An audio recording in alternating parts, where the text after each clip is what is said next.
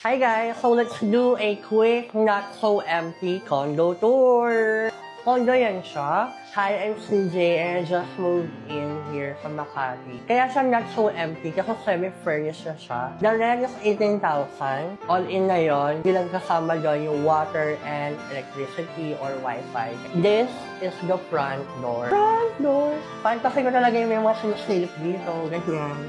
Diba? So, this is the kitchen. So, meron na itong kasamang mga gamit. Microwave ovens. Huwag yung pansinin yung pizza sa harap. May pizza. Meron tayong ref, pero wala tayong laman na food. Induction cooker. Meron tayong umiilaw na range room.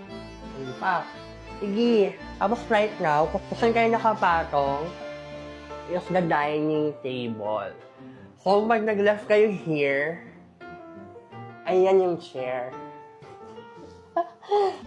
Kasi yung breakfast ko. Eme! So, ito naman, living area. Living area! Meron tayo couch. Here na may kasamang babae. Tapos meron tayong intercom. Tapos may kasama niyang 2 pillows. Ito naman, dahil kaka-move in lang natin, walang bedsheet na bed. So, the bed is parang double size. Sabi, basta double something. Now, we're here naman sa silver play button. Hindi po akin yan. Meron tayo dito mga perang naging laruan. Mga laruan! Mga laruan! Alam mo yun? Meron tayo. Pakita ko sa inyo. Ito, Atomic Habits, The Mountain is You, Extraordinary Meal, 48 Laws of Power. Hindi ko pa nababasa. This is the drawer.